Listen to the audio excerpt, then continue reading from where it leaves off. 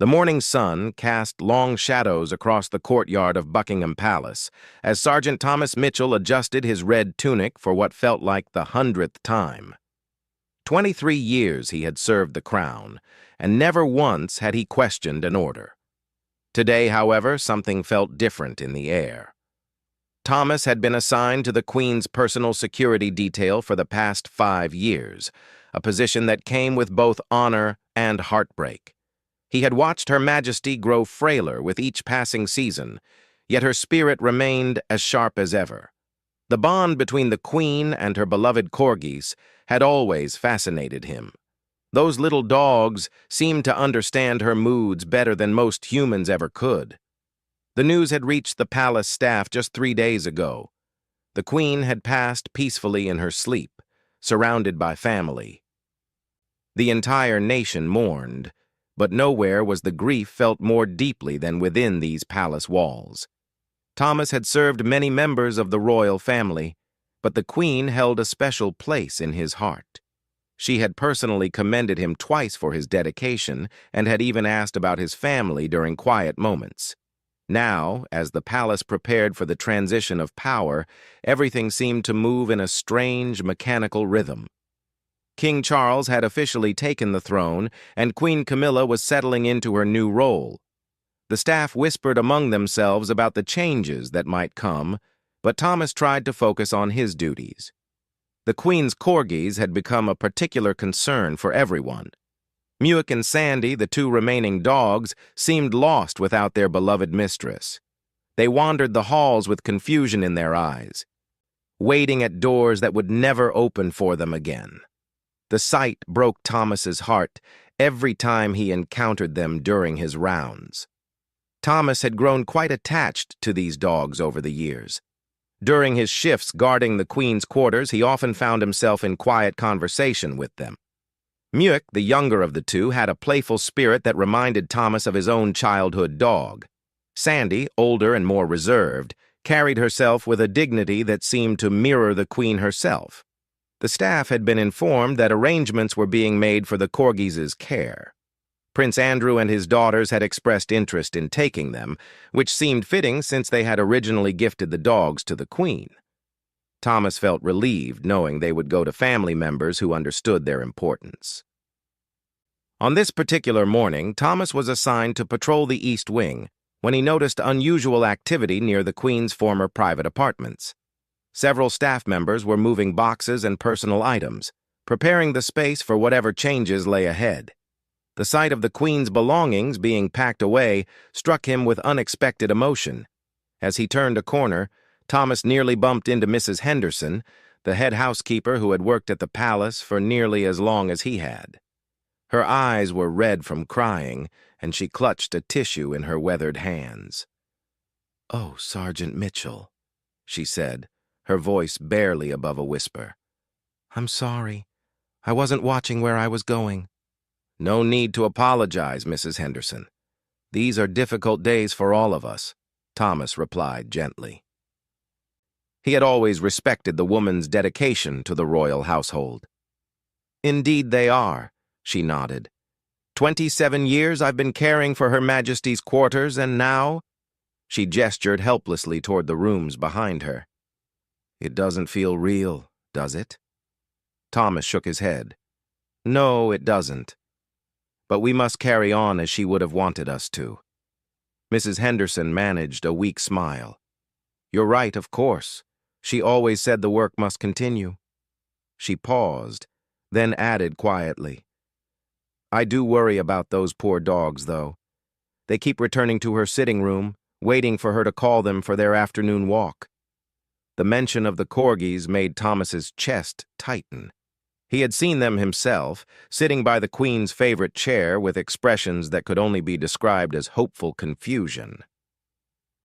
"I'm sure the arrangements being made will be suitable," he said, though something in his voice suggested uncertainty. "Yes, I'm sure you're right," Mrs. Henderson replied, though she didn't sound entirely convinced either. "Well, I must get back to my duties. Good day, Sergeant." As she walked away, Thomas continued his patrol with a heavy heart. The palace felt different now, as if some essential warmth had been drained from its walls. The Queen's presence had been more than just ceremonial. She had been the beating heart of this place, and without her, everyone seemed to be struggling to find their rhythm. Later that afternoon, Thomas was stationed outside the main entrance when he saw Queen Camilla's car approaching. She had been in and out of the palace frequently since the Queen's passing, attending to various matters related to her new role. Thomas straightened his posture and prepared to offer the customary salute. As the car pulled up, Thomas noticed something unusual. Queen Camilla emerged from the vehicle carrying what appeared to be a small pet carrier. His trained eye immediately recognized the anxious whimpering coming from within. One of the Queen's Corgis was inside that carrier. Thomas felt a chill run down his spine, though he couldn't quite explain why. Something about the scene struck him as wrong, but he maintained his professional composure as Queen Camilla approached the entrance. She nodded briefly in his direction before disappearing into the palace. The rest of Thomas's shift passed uneventfully, but he couldn't shake the image of that pet carrier from his mind. Throughout the evening, he found himself wondering which of the Corgis had been inside and where Queen Camilla might have been taking it. The arrangements for the dog's care weren't supposed to be finalized for several more days, according to the information he had received. That night, as Thomas prepared to leave the palace after his shift, he encountered one of the junior staff members who worked in the royal quarters. The young man looked troubled, and when Thomas asked if everything was all right, the response only deepened his concern. "It's probably nothing, Sergeant," the young man said hesitantly. "But I was helping to organize some of the Queen's personal effects today, and I couldn't help but notice that only one of the Corgis was in the usual area. Muick was there, but I didn't see Sandy anywhere." Thomas felt his stomach drop. "Perhaps she was being walked or groomed," he suggested, though the explanation felt hollow. "Maybe," the young man replied, but his expression suggested he harbored the same doubts that were now forming in Thomas's mind. As Thomas made his way home that evening, he couldn't escape the feeling that something was terribly wrong. The Queen had loved those dogs more than most people loved their children.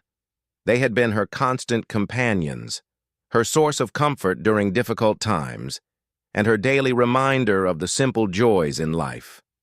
The thought of them being separated or, worse, sent away to some unknown fate, made Thomas feel physically ill. He had sworn an oath to protect the crown and all it represented. But what did that mean when the crown itself seemed to be changing in ways that went against everything the late Queen had stood for? That night, Thomas lay awake staring at the ceiling, replaying the day's events in his mind. The image of that pet carrier haunted him, along with the memory of Sandy's trusting brown eyes. He had served the royal family faithfully for over 2 decades, never questioning orders or challenging authority. But as he drifted off to sleep, Thomas found himself wondering if loyalty to the crown might sometimes require standing against those who wore it.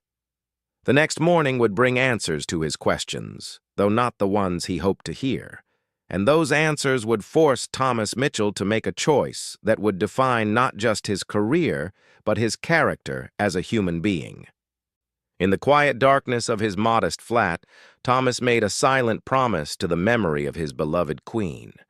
Whatever was happening to her precious Corgis, he would not stand idly by and let it continue.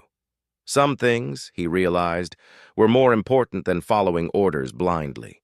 The stage was set for a confrontation that would test everything Thomas believed about duty, honor, and doing what was right, even when it came at a personal cost. The next morning arrived gray and drizzle-soaked, matching Thomas's mood perfectly.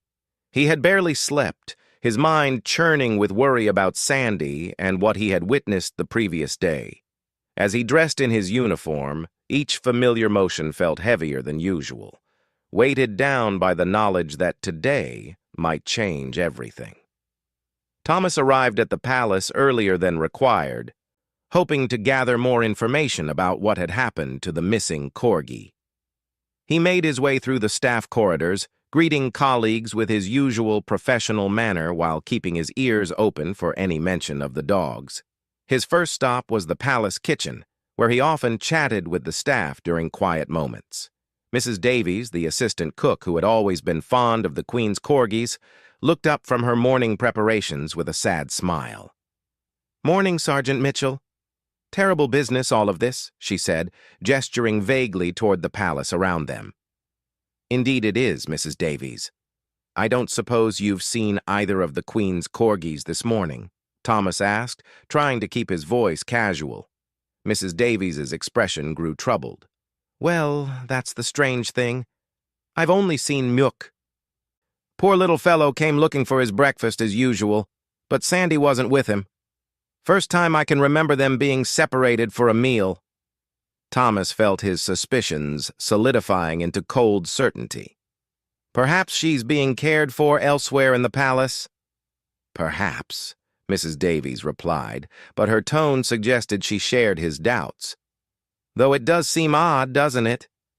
Those two have been inseparable since they arrived here."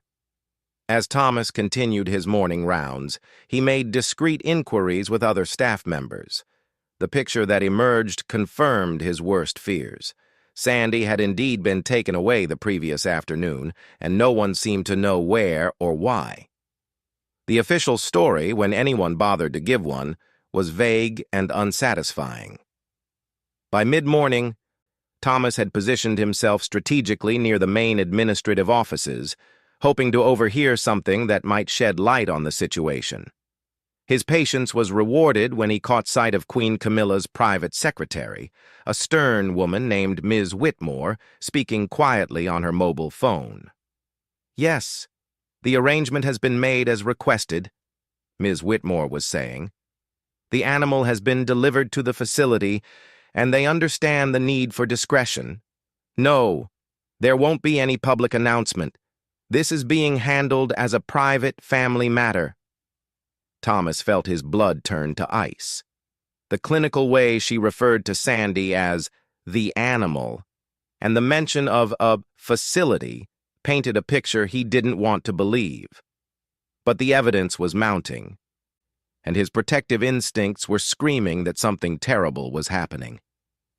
The morning dragged on with agonizing slowness as Thomas struggled to maintain his professional composure while his mind raced with possibilities. He considered his options carefully. As a royal guard, he had very limited authority to question the decisions of the royal family. But as a human being who had witnessed the Queen's love for these animals, he felt a moral obligation to act. Around noon, Thomas was assigned to duty near the Queen Consort's private offices. It was then that fate presented him with the opportunity he had been both hoping for and dreading. Queen Camilla emerged from her office carrying another pet carrier, and through the mesh, Thomas could see Muick's distinctive markings. The sight hit Thomas like a physical blow. First Sandy, and now Muick. Whatever was happening, it was clear that both of the Queen's beloved companions were being removed from the palace, and from the sounds of it, they weren't going to live with Prince Andrew as originally planned. Thomas watched as Queen Camilla approached the main entrance, clearly intending to take Muick to the same unknown destination as his companion. The little dog's whimpers from inside the carrier echoed through the corridor, a sound that seemed to pierce straight through Thomas's professional restraint. As Queen Camilla reached the entrance, she paused and looked directly at Thomas. For a moment, neither of them spoke. Then, to his complete shock, she extended the pet carrier toward him. "Sergeant Mitchell, isn't it?" she said in a tone that was both casual and commanding. "I need you to take this to my car and ensure it's properly secured for transport." Thomas stared at the carrier being offered to him, his mind reeling. Inside, Muick continued to whimper, and Thomas could see the confusion and fear in the little dog's eyes through the mesh. This was the moment he had been dreading and preparing for all morning. "Ma'am," Thomas said slowly, his voice carefully controlled, "may I inquire about the destination for this animal?" Queen Camilla's eyebrows rose slightly at the question. I beg your pardon, Sergeant? Thomas felt his heart pounding, but he held his ground. The Queen's Corgis, ma'am. The staff has been concerned about their welfare following Her late Majesty's passing. We were under the impression that arrangements had been made for them to remain within the royal family. The temperature in the corridor seemed to drop several degrees. Queen Camilla's expression shifted from mild surprise to something much colder. Sergeant Mitchell, I don't believe the disposition of these animals is any concern of yours.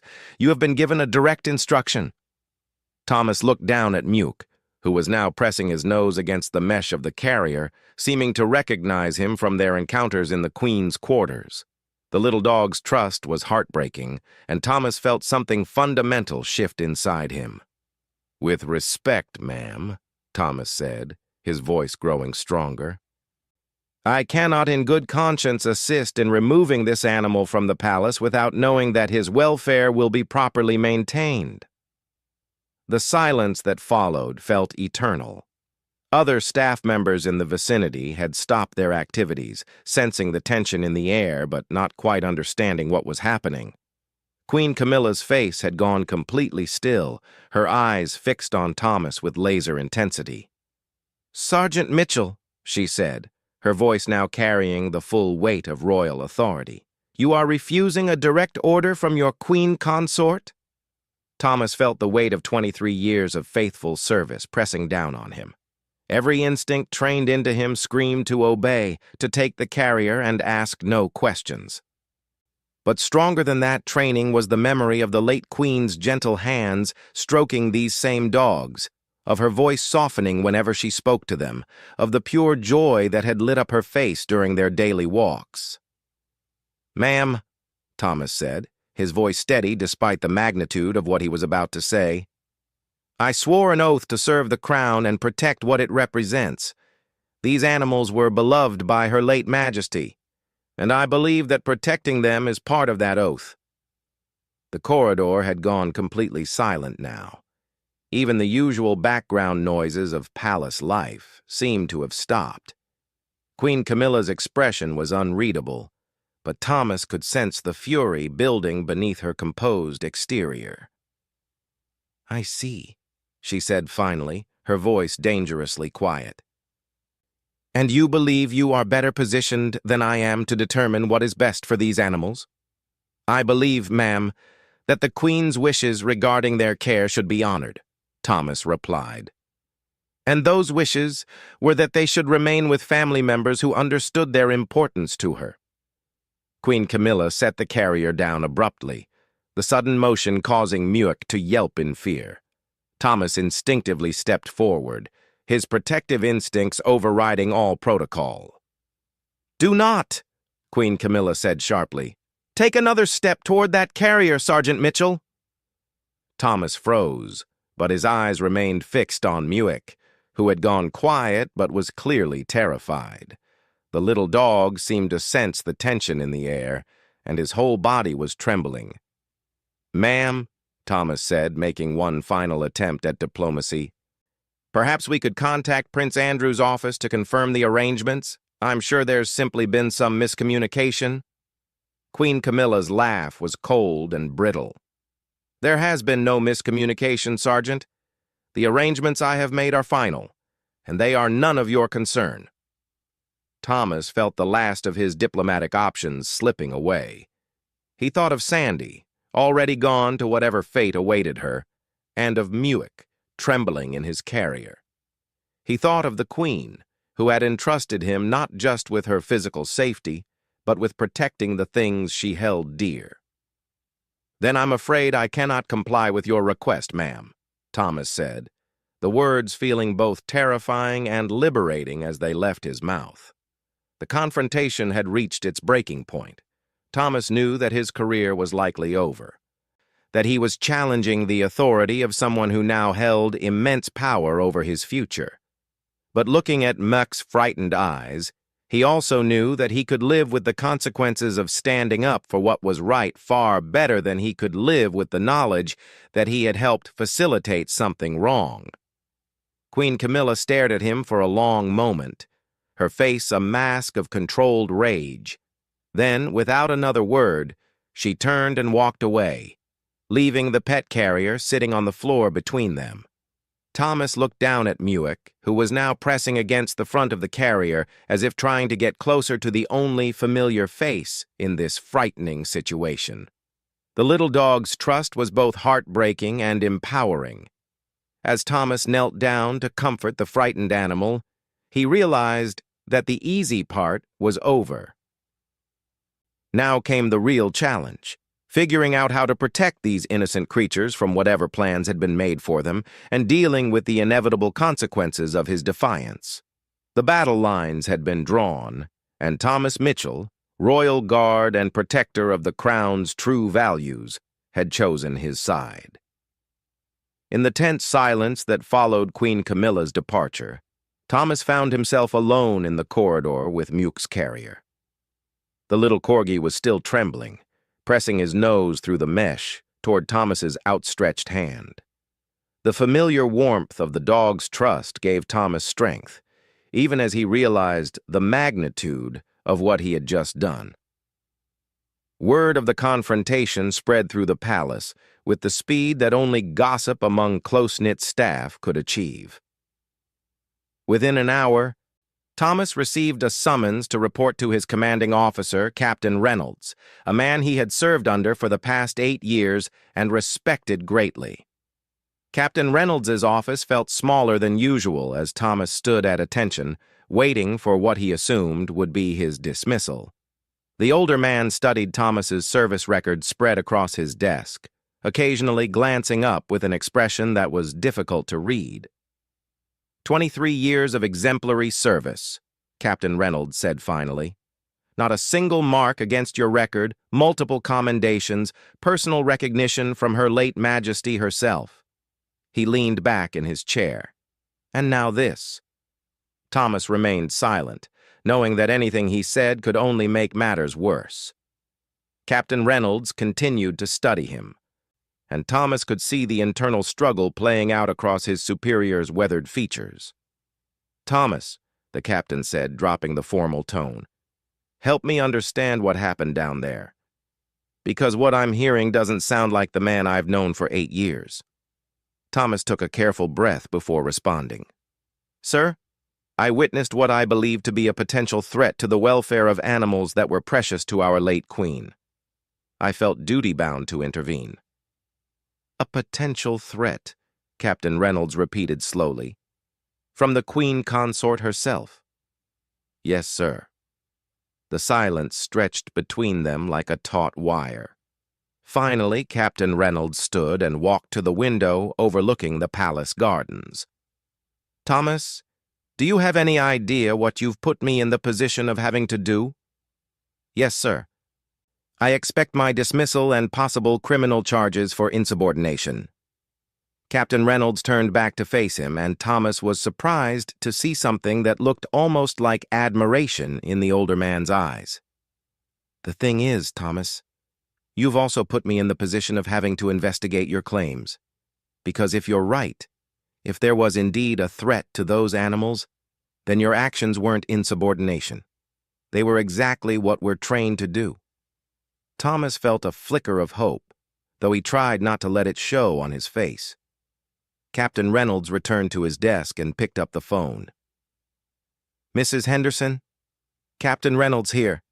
I need you to come to my office immediately and bring with you any information you have about the arrangements made for Her late Majesty's corgis." He paused, listening. "Yes, I know it's an unusual request. Please come anyway."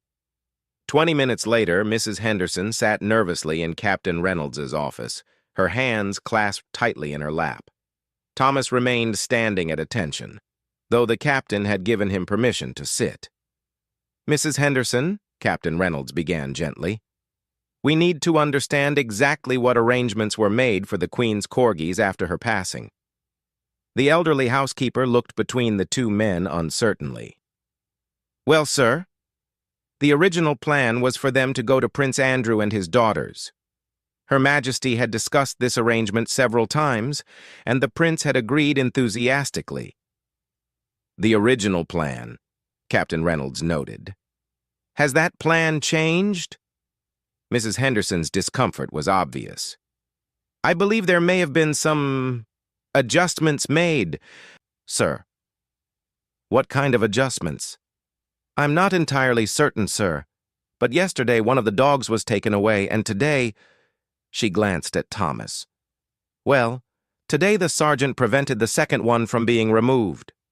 Captain Reynolds leaned forward. Taken away to where, Mrs. Henderson? I don't know, sir. None of the usual staff were involved in the arrangements. Everything was handled through the Queen Consort's private office. Thomas watched as Captain Reynolds processed this information. The older man's expression was growing increasingly troubled. Mrs. Henderson, in your professional opinion, were these arrangements consistent with what you understood to be the late Queen's wishes? The housekeeper's eyes filled with tears. No, sir, they were not.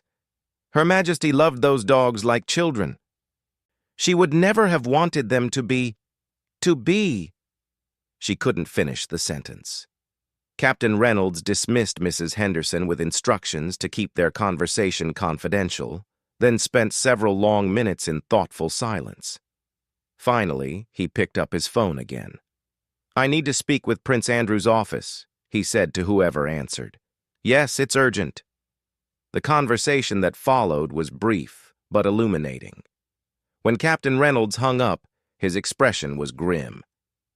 Prince Andrew's office confirms that no arrangements have been made to transfer the Corgis to his care, he told Thomas.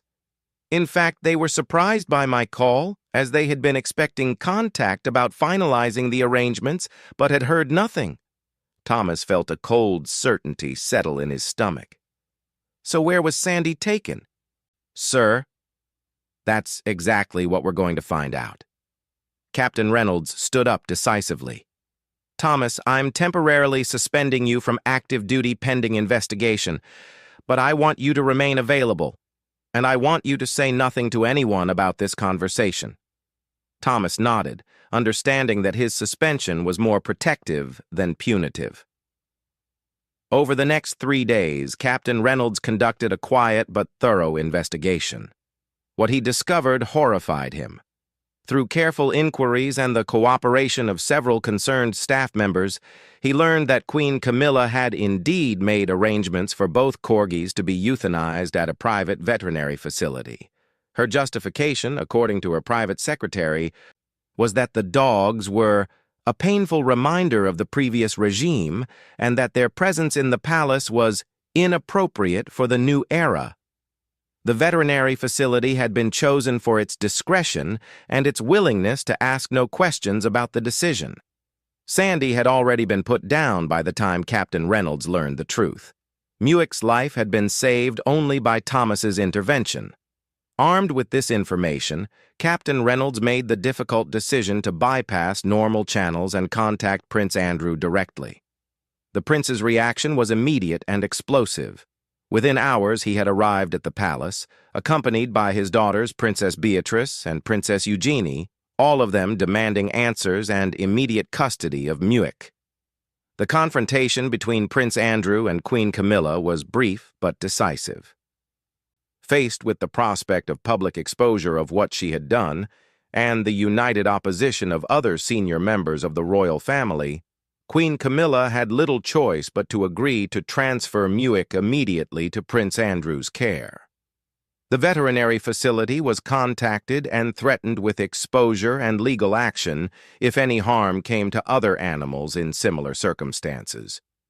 While it was too late to save Sandy, the threat of scandal ensured that such arrangements would not be made again. Thomas was quietly reinstated to his position with a formal commendation for upholding the highest traditions of service and protection. Captain Reynolds made sure that the commendation specifically mentioned his defense of vulnerable beings entrusted to royal care. 2 weeks later, Thomas received an unexpected visitor during his off-duty hours. Prince Andrew, casually dressed and without any formal protocol, appeared at Thomas's modest flat with a surprise. I thought you might like to see how Muick is settling in, the prince said with a warm smile. There, on a lead held by Princess Eugenie, was Muck himself. The little Corgi looked transformed from the frightened animal Thomas had last seen in the carrier. His tail was wagging, his eyes were bright, and he appeared to be thriving in his new home. When Muick saw Thomas, he immediately strained toward the guard, clearly remembering their connection. Thomas knelt down to greet the dog, feeling a profound sense of relief and satisfaction. "We can never thank you enough," Princess Beatrice said quietly.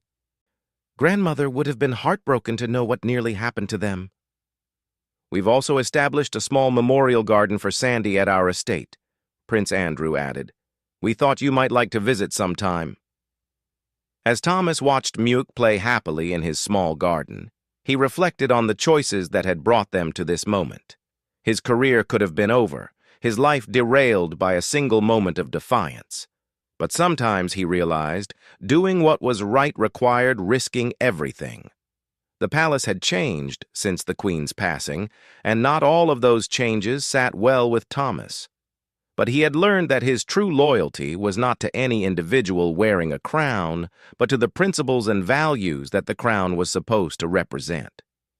Standing in his garden, watching a rescued Corgi chase butterflies while being doted on by people who truly cared for him, Thomas felt at peace with his choice.